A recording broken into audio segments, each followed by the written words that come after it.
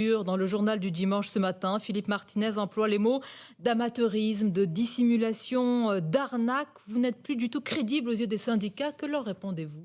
Déjà, il n'y a pas d'arnaque quand, par exemple, sur la retraite minimale, on a 1,8 million de retraités actuels qui vont voir leur retraite minimale augmenter. C'est 1 milliard d'euros d'investissement de l'État, de choix que nous faisons politiques, de voir cette retraite minimale augmenter.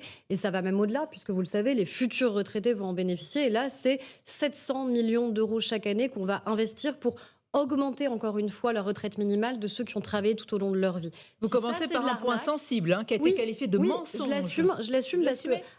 1 milliard d'euros pour les retraités actuels, 700 millions d'euros supplémentaires pour les 200 000 retraités nouveaux que nous aurons et qui bénéficient de la retraite minimale, c'est tout sauf une arnaque. Parce que quand vous avez un gain moyen de 600 euros par an par personne et que vous êtes à la retraite minimale, ça fait la différence. Ça fait la différence notamment face à l'inflation. Ça fait la différence sur votre pouvoir d'achat. Et ça, c'est la réforme qui le permet parce qu'à la fin, cette réforme, on l'a fait pour une seule raison. On l'a fait parce qu'elle est indispensable, parce qu'elle est nécessaire.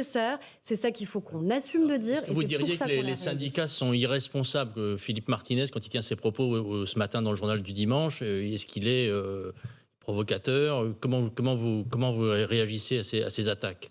Je dis juste qu'il y aura un après-réforme des retraites. Et c'est là-dessus qu'on devrait tous travailler. Parce qu'on peut essayer d'être dans une démagogie les uns et les autres, se taper mutuellement sur les autres et se rendre tous beaucoup plus impopulaires. Parce qu'à la fin, on a des politiques qui tapent sur les syndicats, des syndicats qui tapent sur les politiques. Et à la fin, ça fait quoi? Pour l'instant, Ça c'est fait des votre réforme qui est impopulaire. Ça fait des Français qui n'y croient plus. Ça fait des Français qui ne croient plus à la vie politique. Ça fait des Français qui ne croient plus à la responsabilité.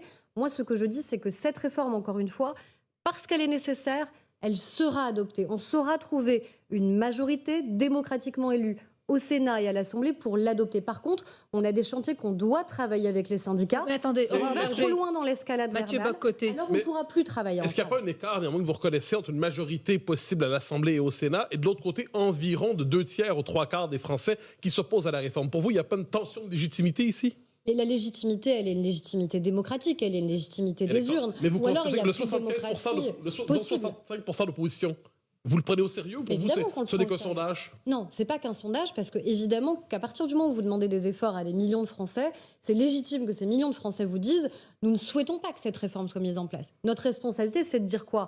C'est de dire face à ce qu'on entend de l'expression des Français, on doit expliquer pourquoi cette réforme, encore une fois, est absolument vitale pour les Français, On va y revenir. pour ceux qui en ont besoin. Et c'est ça qu'on doit faire. Mais dans le même temps, vous voyez bien que dans ces mêmes sondages, 3/4 des Français vous disent « on sait que cette réforme se fera ».